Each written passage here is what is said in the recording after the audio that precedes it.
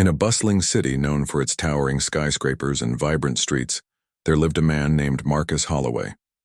He wasn't just any ordinary man. He was the Chief Justice of the highest court in the land.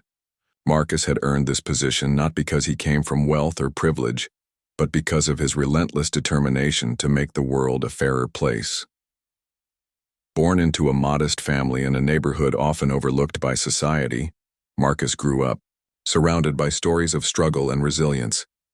His parents, hard-working individuals who believed deeply in education, instilled in him values of honesty, perseverance, and compassion. From a young age, Marcus showed an interest in solving problems. Whether it was mediating arguments between friends on the playground or standing up for classmates being treated unfairly, he always seemed drawn to situations where justice needed to prevail. As he grew older, this passion only intensified. He studied law with unwavering dedication, poring over books late into the night while working part-time jobs to support himself. His dream was clear. One day he wanted to help rewrite the rules that kept so many people trapped in cycles of inequality. Marcus's journey wasn't easy. There were moments when doubt crept in, especially during his early years as a lawyer. He faced countless challenges, some professional, others deeply personal. In courtrooms filled with skeptical eyes, he often found himself fighting uphill battles against opponents who underestimated him simply because of the color of his skin. But Marcus never backed down. Instead, he used those moments to fuel his resolve. With every case he won, he proved not only to himself but also to everyone watching that talent and integrity could overcome prejudice. Over time, Marcus built a reputation as someone unafraid to take on controversial cases. He championed causes that others avoided, representing individuals whose voices had been silenced by power structures designed to keep them down. His rulings as a judge became legendary, earning praise from communities across the nation. Yet they also attracted enemies, people who felt threatened by his commitment to dismantling systems of oppression. Despite knowing that his work made him a target, Marcus refused to compromise. He believed wholeheartedly that fairness should be blind to race, class, or background. One crisp autumn evening, after presiding over yet another groundbreaking case, Marcus left the courthouse feeling a mix of pride and caution. That day, he had delivered a ruling that exposed widespread misconduct within a local police department.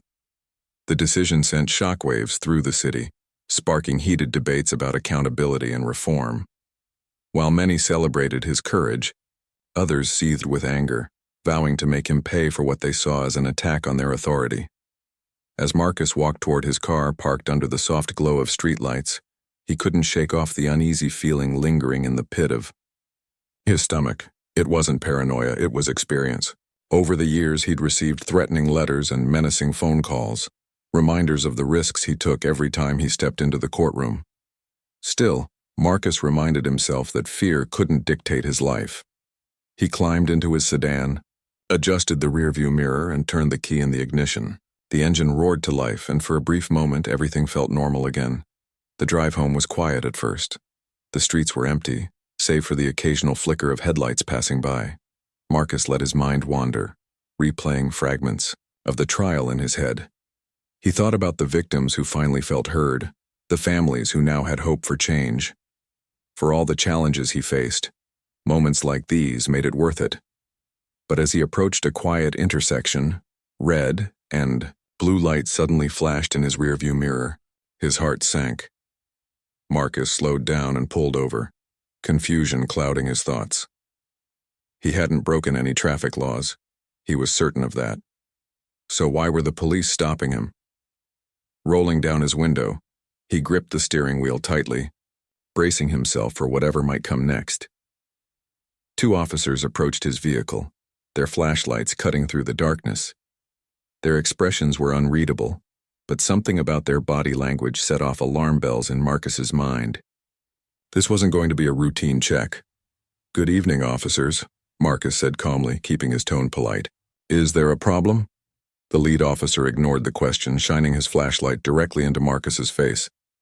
"License and registration," he barked, his voice sharp and demanding. Marcus complied without hesitation, reaching carefully into his glove compartment. Every movement was deliberate, calculated to avoid giving them any reason to escalate the situation. Handing over the documents, he repeated his earlier inquiry. "May I ask what this is regarding?" Instead of answering, the officer glanced at the papers before sneering. "You're telling me this is your car? Looks pretty fancy for someone like you." The comment stung, though Marcus didn't let it show.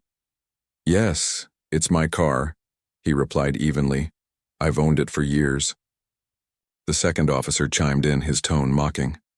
"Someone must have been doing some serious overtime to afford this ride." Marcus clenched his jaw, forcing himself to remain composed. These kinds of remarks weren't new to him.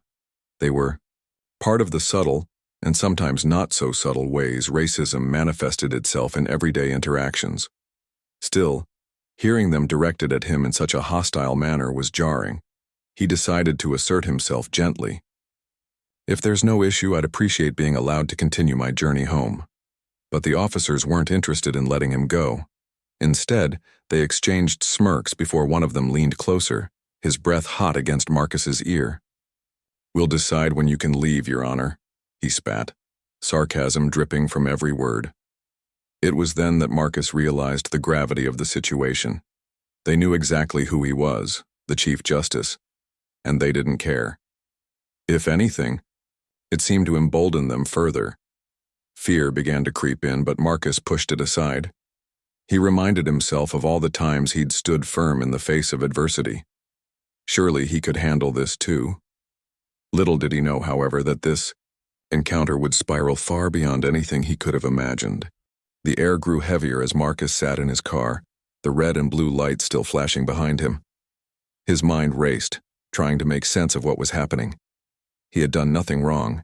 His documents were in order, his driving impeccable, and yet the two officers seemed intent on turning this routine stop into something far more sinister. Their hostility was palpable, their words laced with disdain. It wasn't just about the car or the supposed issue they claimed to have. It was about something deeper, something uglier. "Step out of the vehicle," the lead officer commanded, his tone leaving no room for negotiation. Marcus hesitated, gripping the steering wheel tightly. He knew how these situations could escalate quickly, especially for someone who looked like him. Every instinct told him to comply, but to do so cautiously, deliberately. He took a deep breath, reminding himself to stay calm.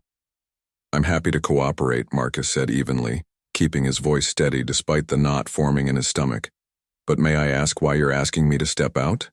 The officer didn't respond. Instead, he leaned closer, his flashlight shining directly into Marcus's eyes. "You heard me. Out of the car. Now."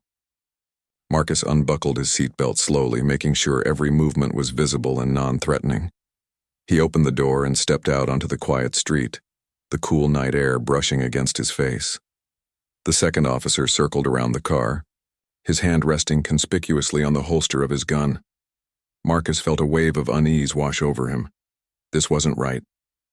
Something about their demeanor screamed that this wasn't just a traffic stop. It was something personal. As he stood beside his car, hands raised slightly to show he posed no threat, Marcus tried again to reason with them. "I'm Chief Justice Marcus Holloway," he said firmly, injecting authority into his voice. "Perhaps there's been some misunderstanding here." For a moment, silence hung in the air.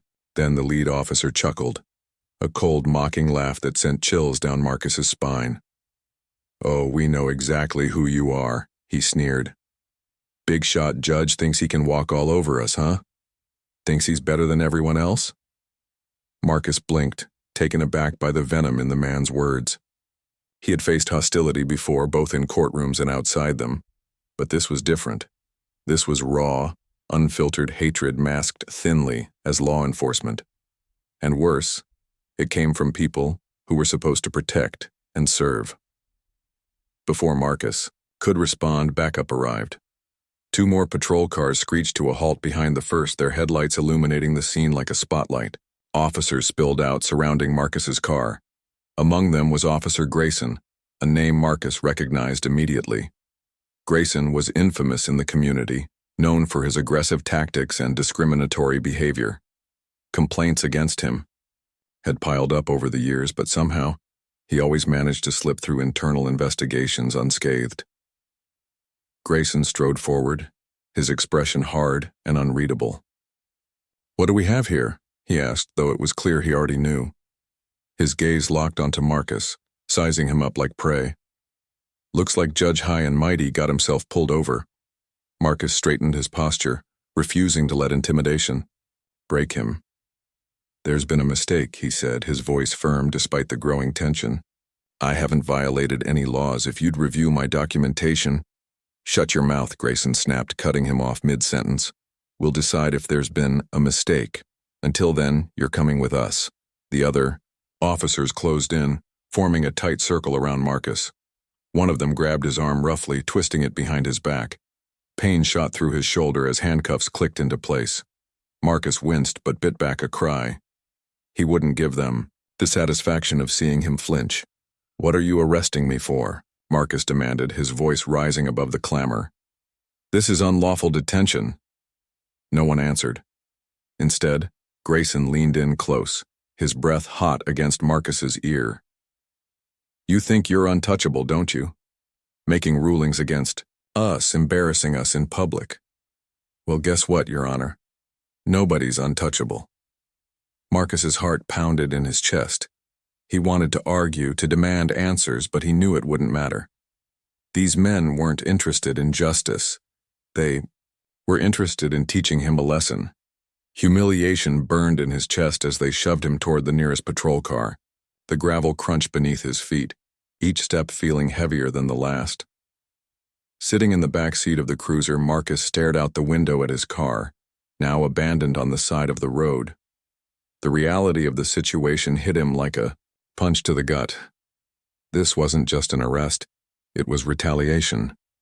For years, he had fought tirelessly to hold institutions accountable, to expose corruption and abuse of power. Now those very forces were striking back, using their badges as weapons instead of shields. As the patrol car sped away, sirens blaring, Marcus replayed the events in his mind. Had he missed something? Could he have handled it differently? But deep down he knew none of that mattered. No amount of politeness or compliance would have changed their minds. They saw him not as a respected judge, but as a symbol of everything they resented. A black man in a position of authority, daring to challenge the status quo. At the precinct, the atmosphere shifted from hostile to unbearable. Marcus was led inside, past rows of desks where officers glanced up briefly before returning to their work. Some smirked. Others avoided eye contact altogether. He was brought to a small interrogation room, its walls bare except for a flickering, fluorescent light overhead. The handcuffs dug into his wrists as he was forced into a chair, his dignity stripped away piece by piece. For hours, Marcus pleaded his case, explaining who he was and demanding to contact his family or lawyer. Each request was met with laughter or outright dismissal. Grayson entered the room periodically, taunting him with cruel remarks. "Still think you're special, huh?" he jeered during one visit.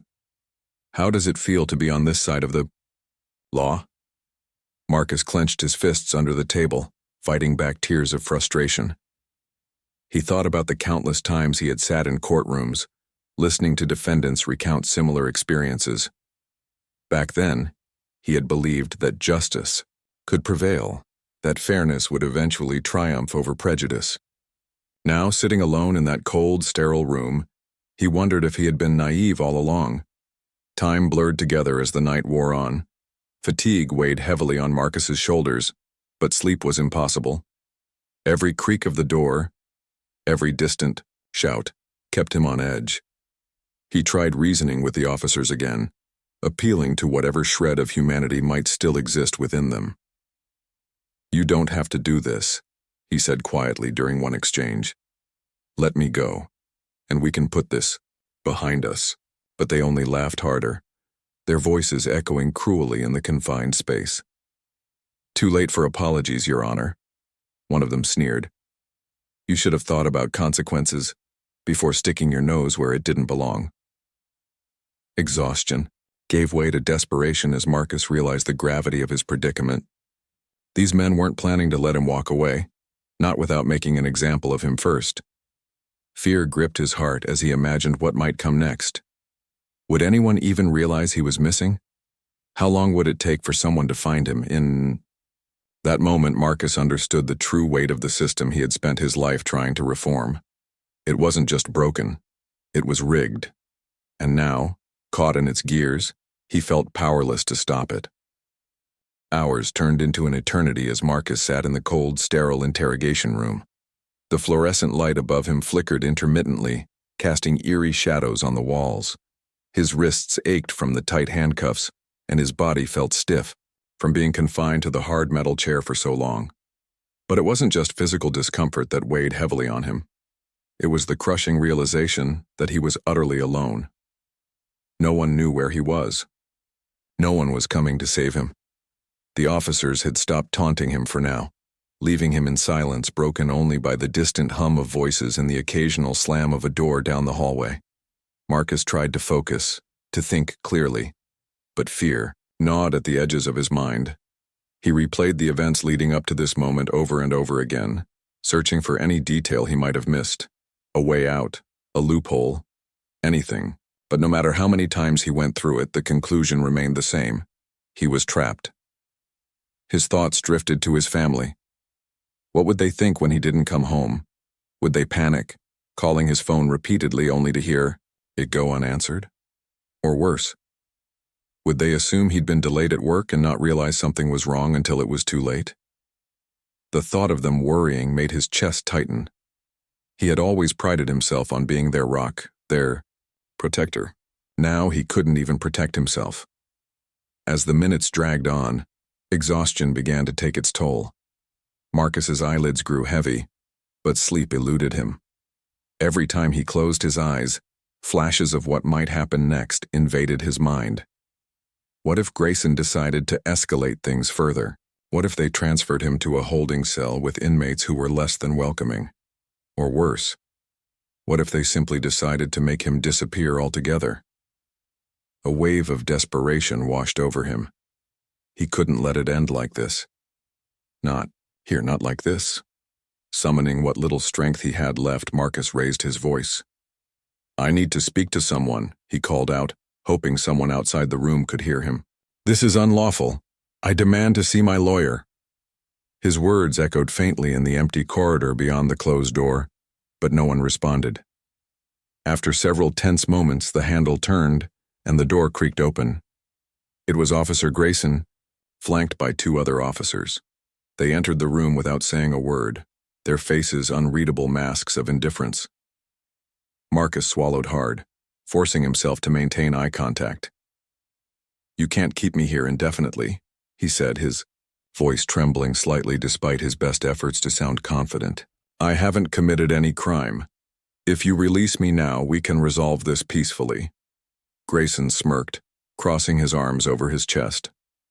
"Resolve it?" he repeated mockingly. "Oh, we're resolving plenty right here, Your Honor. You've been lecturing us about accountability for years, haven't you? Well, tonight you're getting a crash course in how the real world works." The implication sent a chill down Marcus's spine. He opened his mouth to protest, but before he could say anything, Grayson leaned in closer, his face inches away. "Here's the deal," he whispered menacingly. "You're going to learn your place one way or another." Marcus's heart raced as panic bubbled beneath the surface. For all his years of advocating for justice, for all the battles he'd fought in courtrooms, nothing could have prepared him for this. This wasn't justice, it was vengeance, and he was completely powerless to stop it. For the first time in his life, Marcus felt truly small. All the authority he once commanded meant nothing in this room. Here he was just another black man in handcuffs, subjected to the whims of those who saw him as less than human. The humiliation burned hotter than the pain in his wrists, hotter even than the fear gripping his chest. Tears welled up in his eyes, but he blinked them back furiously. He wouldn't give them the satisfaction of seeing him break. But then, something inside him shifted. Maybe it was the weight of despair pressing down on him, or maybe it was the knowledge that there was nothing left to lose. Whatever it was, Marcus found himself speaking again, his voice softer this time but tinged with raw emotion. Please, he said, almost pleading. I'm begging you.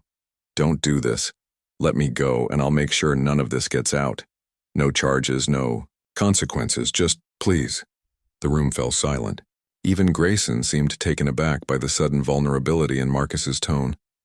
For a fleeting moment, Marcus allowed himself to hope that perhaps, just perhaps, his words might reach them. That maybe they'd see reason, or at least pity, and let him walk away. But then Grayson laughed. A sharp, bitter laugh that shattered whatever fragile optimism Marcus had clung to. Begging now, huh? He sneered, shaking his head. Funny how quickly big-shot judges fall apart when they're on our turf. The other officers chuckled along, their amusement cutting deeper than any insult. Marcus felt his resolve crumbling, piece by piece.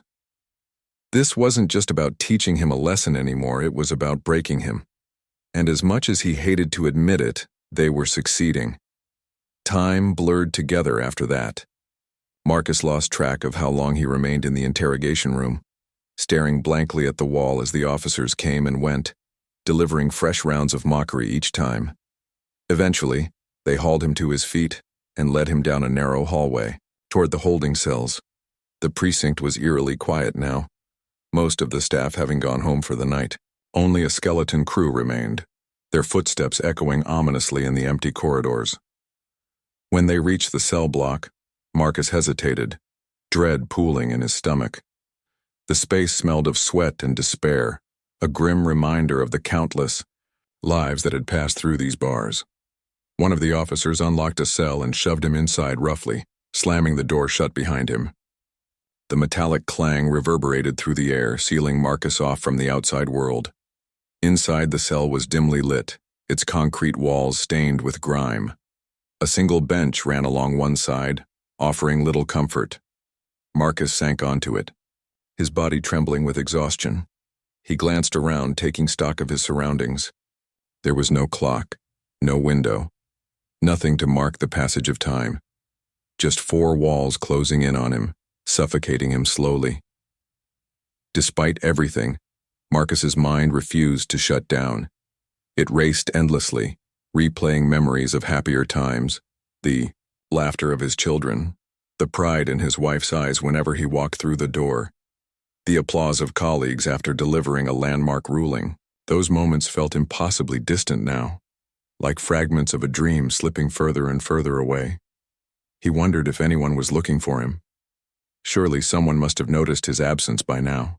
His assistant, perhaps, or a concerned friend, who hadn't heard from him since the trial earlier that day. Maybe they were already filing reports, making calls, trying to track him down. Or maybe they assumed he was simply busy, tied up in meetings or paperwork. Either way, Marcus couldn't shake the sinking feeling that help wouldn't arrive in time. As the hours dragged on, fatigue finally caught up with him. His head drooped forward, his chin resting against his chest. Sleep pulled at him, tempting him with promises of escape, even if only for a few moments. But every time he drifted close, the sound of footsteps or the jangle of keys jerked him back awake. It was during one of these half-conscious moments that Marcus noticed something unusual. From somewhere nearby, he heard muffled voices, angry, urgent voices. At first, he thought it was just another argument between inmates, but as he strained to listen, he realized the commotion was growing louder. Someone was shouting about injustice, about corruption, about fighting back. Curiosity mingled with apprehension as Marcus sat up straighter, straining to catch more of the conversation. Whatever was happening, it seemed significant. Perhaps it was unrelated to him entirely, but deep down he couldn't help but wonder if fate had one last twist in store for him yet. The muffled voices outside Marcus's cell grew louder, their urgency impossible to ignore. At first he thought it might be an argument between inmates or officers barking orders at each other, common sounds in a place like this. But as the noise intensified, he realized something unusual was happening. The tone of the voices wasn't just angry, it carried a sense of purpose, almost rebellion. Someone was challenging authority. Marcus pressed his ear closer to the bars of his cell, straining to make out what was being said. Bits and pieces floated through the air. "This isn't right. He deserves better than this. We can't let them get away with it. His heart skipped a beat. Could they be talking about him? Was someone finally speaking up on his behalf? Suddenly, the heavy footsteps of boots echoed down the hallway, growing closer with every second. Marcus tensed, unsure whether to feel relief or dread. A moment later, Officer Grayson appeared, flanked by two others. Their faces were grim, their expressions tight with irritation. Whatever was happening had clearly disrupted their plans. "What's going on out there?" Grayson barked, his voice sharp enough to cut through steel. One of the officers hesitated before answering, glancing nervously over his shoulder. "It's Daniels," he muttered under his breath. "She's causing trouble again." Grayson's jaw clenched, his eyes narrowing into slits. "That rookie thinks she knows everything," he spat, shaking his head in disgust. Then, without another word, he turned on his heel and stormed off, leaving Marcus alone once more. Daniels. The name lingered in Marcus's mind. He vaguely remembered seeing her earlier when he'd been brought into the precinct, a young officer with wide eyes and an uncertain demeanor. She hadn't joined in the taunts or jeers like the others. In fact, she'd barely spoken at all, choosing instead to hang back near the edges of the room. Something about her presence had felt different, though Marcus hadn't given it much thought at the time. Now, however, curiosity sparked within him. What kind of trouble could she possibly be causing? Minutes passed, and the commotion outside continued to escalate. Shouts turned into heated exchanges, punctuated by the occasional slam of a door or clatter of equipment. Marcus couldn't see anything from his position in the cell, but he could imagine the chaos unfolding beyond the walls. For the first time since his arrest, a flicker of hope ignited in his chest. Maybe, just maybe, someone was willing to stand up for what was right, even if it meant risking everything. Then, unexpectedly, the sound of hurried footsteps approached his cell. Marcus instinctively backed away from the bars, bracing himself for whatever, or whoever, was coming next. To his surprise, it wasn't Grayson or one of his cronies who appeared. It was Daniels. Her uniform was slightly disheveled, her dark hair falling loose around her face. Her cheeks were flushed, and there was a fire in her eyes that hadn't been there before. She stopped just outside the cell, gripping the bars tightly as she peered inside. "Chief Justice Holloway?" she whispered urgently, her voice low but firm. Marcus blinked, caught off guard by the unexpected sight of her. "Yes," he replied cautiously, rising slowly to his feet.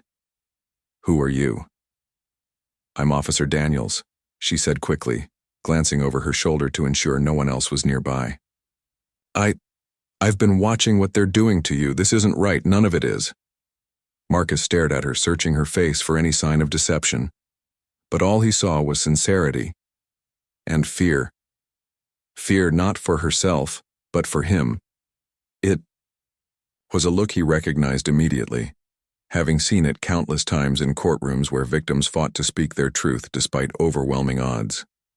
"You shouldn't be here," Marcus said softly, his voice tinged with both gratitude and concern. "If they catch you—" "I know," Daniels interrupted, cutting him off mid-sentence. "But I couldn't stay quiet anymore. You didn't deserve this. No one does." For a brief moment, Marcus allowed himself to believe that help had finally arrived. That this young officer, with her trembling hands and fierce determination, might actually be able to change the course of events. But reality quickly reasserted itself. Even if Daniels wanted to help him, what could she realistically do against the likes of Grayson and his crew? As if reading his thoughts, Daniels reached into her pocket and pulled out a small device. It took Marcus a moment to realize what it was. A recording device. Her fingers trembled as she held it up, showing him the blinking red light. "I've been documenting everything," she explained, her voice barely above a whisper. "Their threats, their abuse, it's all here. I didn't know what else to do. If something happens to me, promise me you'll use this to expose them." Marcus's breath caught in his throat. He wanted to tell her to stop, to protect herself while she still could.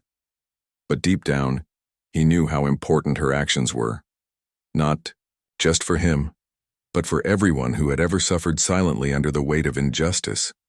Still, He couldn't bring himself to accept responsibility for putting her in harm's way.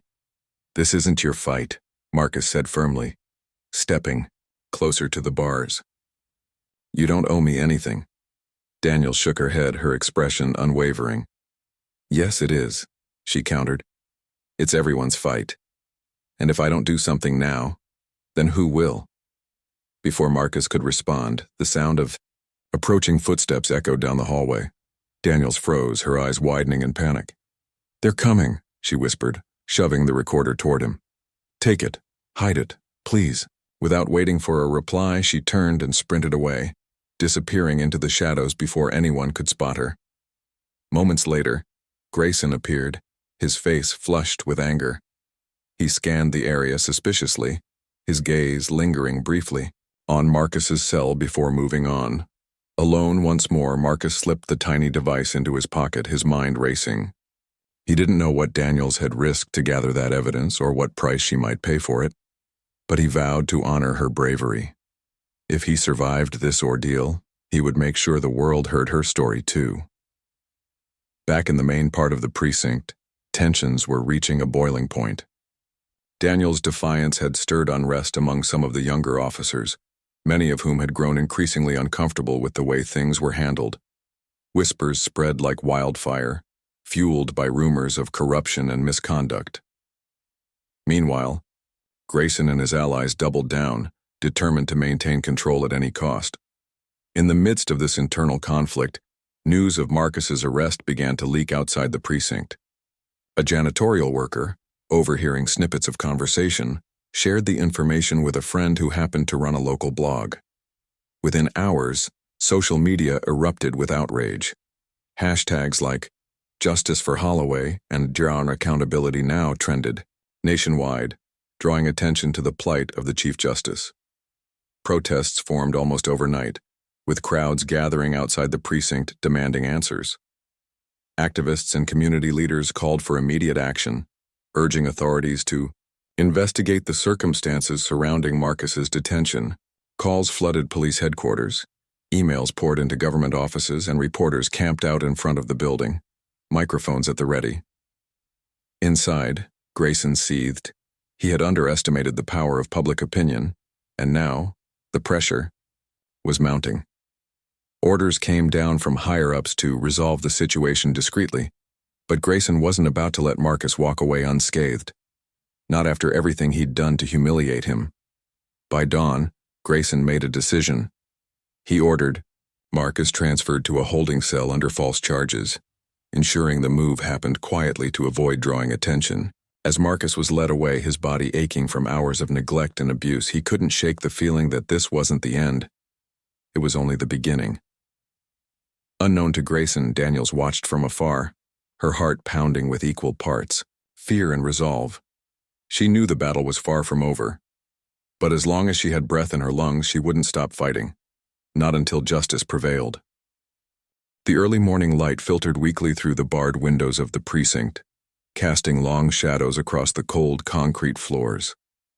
Marcus was led down a narrow hallway, his legs heavy with exhaustion and his mind clouded with dread. The officers escorting him moved quickly, their boots echoing sharply against the silence of the building. Despite the chaos brewing outside, protesters chanting slogans, reporters shouting questions, the inside felt eerily quiet, as if the walls themselves were holding their breath. As they approached the holding cell block, Marcus noticed something different this time. There was an air of tension among the officers, a nervous energy that hadn't been there before. Whispers passed between them in hushed tones, and more than once, he caught glimpses of uneasy glances exchanged. Something had shifted overnight, though Marcus couldn't quite put his finger on what it was. When they reached the designated cell, one of the officers unlocked the door with trembling hands. It wasn't just routine protocol, they were rushing, almost frantic. Marcus hesitated for a moment, his instincts screaming at him to resist, to demand answers. But resistance would only invite more trouble. He stepped inside reluctantly, the metallic clang of the door sealing him off from the rest of the world yet again. The new cell was darker than the last, its single bulb flickering intermittently like a dying heartbeat. The bench along the wall was cracked and stained, offering no comfort. Marcus lowered himself onto it cautiously, every movement deliberate. His body ached, not just from the physical toll of the past hours, but from the emotional weight pressing down on him. He felt hollow, drained, as though the fight had been sucked out of him completely. But then, amidst the stillness, he heard it, a faint murmur coming from somewhere nearby. At first, he thought it might be his imagination playing tricks on him. After all, fatigue and fear could distort reality in strange ways. But as the sound grew louder, clearer, he realized it wasn't just his mind wandering. Someone else was in the cell block, and they weren't happy. "Why are we even here?" A voice growled angrily, followed by the scrape of metal against metal as someone rattled the bars of their cell. "They can't keep us locked up forever." Marcus listened intently, trying to gauge how many others were nearby. From the scattered voices, he guessed there were at least 3 or 4 inmates in adjacent cells. None of them sounded calm. Frustration and anger simmered in their words, bubbling dangerously close to boiling over. One of the voices stood out, above the rest, a man whose tone carried both menace and authority. "Enough talk," he barked suddenly, silencing the others. "If they want to play games, fine. But let's make sure they regret it." A chill ran down Marcus's spine. He recognized the tone immediately. It was the kind of voice that commanded obedience, whether deserved or not. Whoever this man was, he wasn't someone to be trifled with. And judging by the sudden quiet that fell over the cell block, neither were the others willing to challenge him. For several minutes, nothing happened. The silence stretched taut, broken only by the occasional drip of water from a leaky pipe somewhere in the distance. Marcus tried to steady his breathing, focusing on each inhale and exhale to keep panic at bay. But no matter how hard he concentrated, his thoughts kept drifting back to Officer Daniels. Had she managed to stay safe? Or had her courage cost her dearly? Just as Marcus began to convince himself that the tension might dissipate without incident, the peace shattered violently. A loud crash echoed through the cell block, followed by shouts and the unmistakable sound of fists hitting flesh. Chaos erupted instantly, reverberating off the walls like a storm unleashed. Marcus sprang to his feet, backing away from the bars instinctively. "What's going on?" he called out, his voice barely audible over the din. No one answered. Instead, the commotion grew louder, angrier. Through the gaps in the bars, Marcus caught glimpses of bodies colliding, of inmates lunging at each other, or perhaps at the guards who had rushed in to intervene. Orders were shouted, batons swung, and the sharp crack of pepper spray filled the air. Panic gripped Marcus as he realized the situation was spiraling out of control. This wasn't just a scuffle. It was a full-blown riot, and he was trapped in the middle of it, unable to escape, unable to defend himself. His heart pounded wildly in his chest as he pressed himself against the far wall, praying desperately that none of the violence would spill into his cell. Then suddenly, the door to his cell flew open.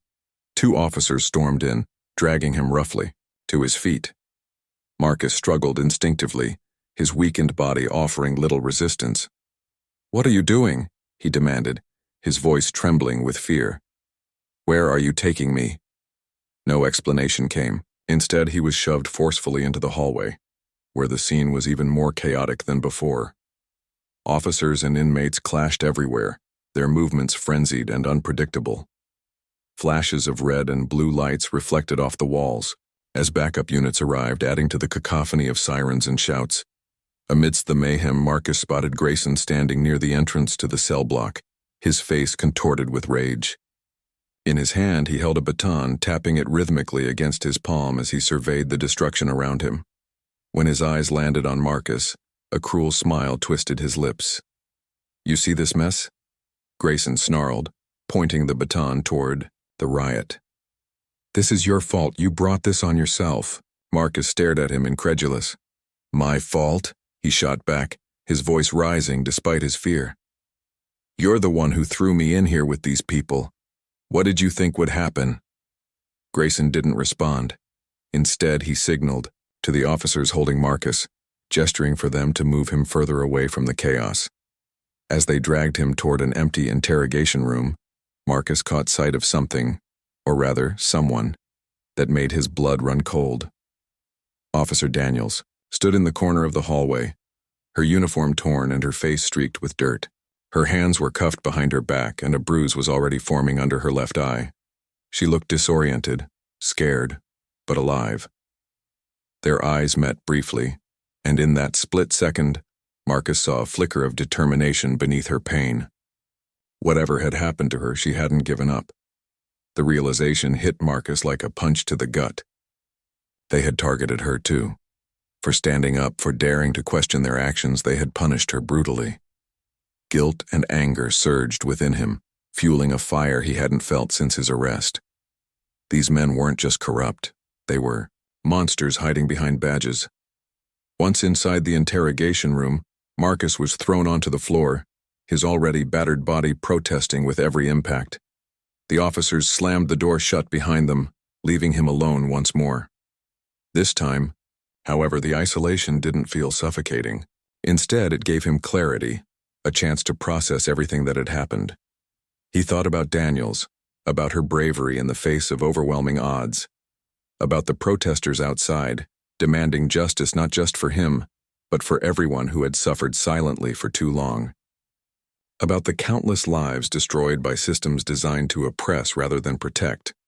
And most importantly, he thought about himself, not as a victim, but as a symbol of resilience, of hope, of the belief that fairness should always prevail. But as the adrenaline faded and the reality of his situation settled in, Marcus knew deep down that his story might not have a happy ending. The damage had already been done. His body weakened, his spirit tested beyond measure. Even if help arrived now, even if the world finally woke up to the truth, it might be too late for him. Still, as he lay there on the cold, unforgiving floor, Marcus refused to give up entirely. If nothing else, his legacy would live on. The recordings Daniels risked everything to gather, the protests raging outside, the growing calls for accountability, all of it would ensure that his fight wouldn't end with him. Justice delayed was justice denied, but justice remembered was justice reborn.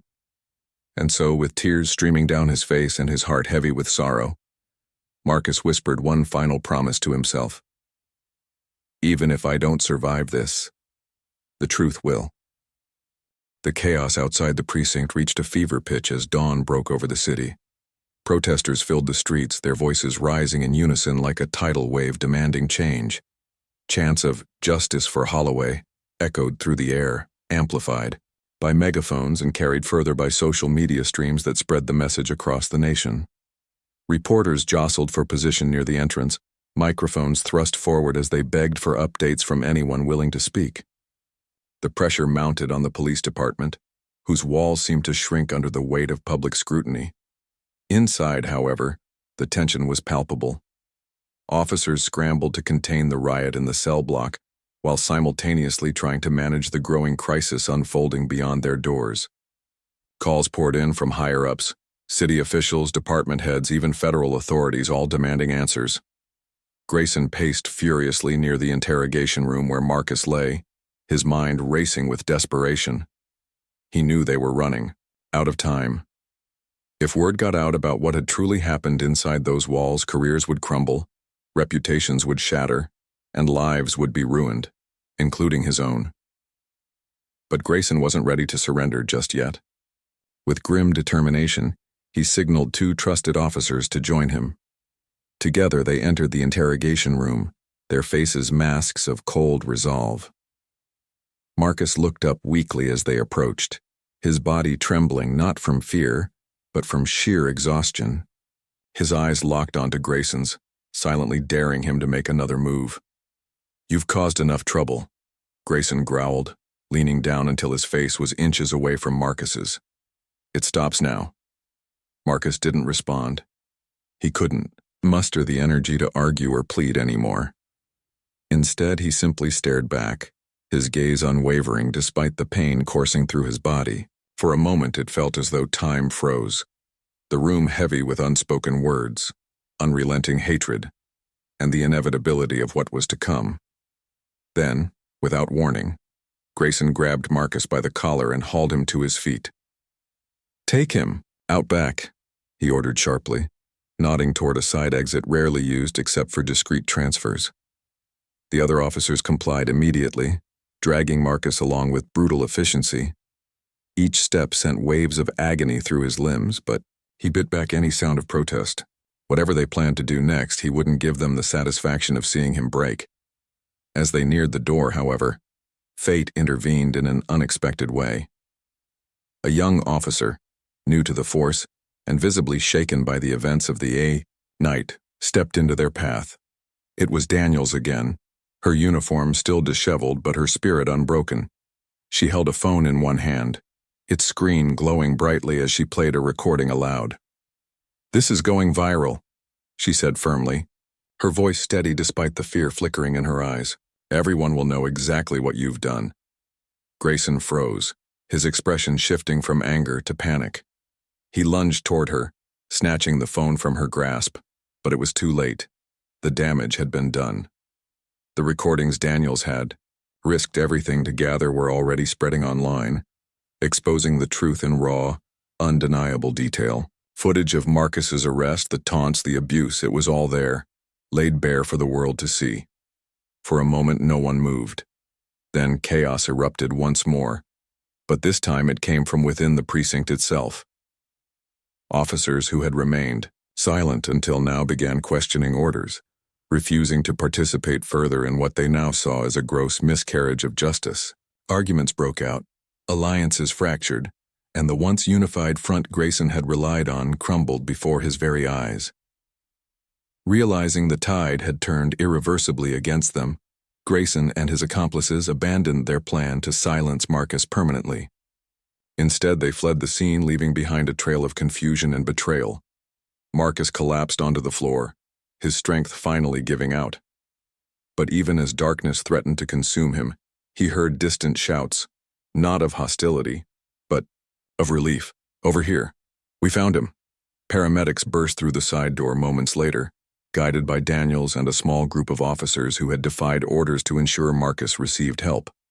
They worked quickly, stabilizing him as best they could before rushing him to the nearest hospital. Though his condition was critical, doctors fought tirelessly to save him, aware that his survival meant far more than just one life. It symbolized hope for countless others seeking justice. Outside the hospital, news of Marcus's rescue ignited a renewed sense of purpose among the protesters. What had started as outrage over his arrest transformed into a full-blown movement demanding systemic reform. Social media campaigns gained momentum, petitions flooded government offices, and activists organized rallies in cities nationwide. The recordings Daniels had risked everything to preserve became the centerpiece of the fight, providing irrefutable evidence of the corruption plaguing law enforcement. Investigations followed swiftly, led by independent commissions determined to hold those responsible accountable. Grayson and several of his accomplices were arrested, their crimes exposed not only through Daniels's recordings, but also by whistleblowers within the department, who finally found the courage to speak out. Internal investigations revealed decades of misconduct, leading to widespread reforms aimed at rebuilding trust between communities and the institutions meant to serve them. Daniels became a hero overnight, her bravery celebrated as a beacon of integrity in a system riddled with flaws. Promoted to a leadership role within the department, she dedicated herself to mentoring young officers, teaching them the importance of standing up for what's right, even when it's hard. Her story inspired others to follow suit, sparking a cultural shift within law enforcement that prioritized accountability and transparency. Tragically, despite the medical team's best efforts, Marcus succumbed to his injuries days later. His death sent shockwaves through the nation, reigniting calls for justice and reminding everyone of the stakes involved in the ongoing fight for equality. Tributes poured in from every corner of society, politicians, activists, ordinary citizens, all united in grief and admiration for the man who had given so much to make the world fairer. A memorial was erected in his honor outside the courthouse where he had delivered so many landmark rulings. Inscribed on its base were the words Marcus often quoted, Justice delayed is justice denied. Every day people visited the site, leaving flowers, letters, and tokens of gratitude. Schools named scholarships after him, community centers hosted workshops inspired by his legacy, and future generations learned about his courage in classrooms across the country. Though Marcus's life had been cut tragically short, his impact endured. His story served as a reminder that progress comes at a cost, but also that the pursuit of justice is worth every sacrifice. Through Daniel's bravery, the recordings she preserved, and the movement sparked by his ordeal, Marcus's dream of a better, fairer world lived on. And somewhere amidst the protests, reforms, and conversations happening in his name, Marcus's final promise echoed softly, "Even if I don't survive this, the truth will."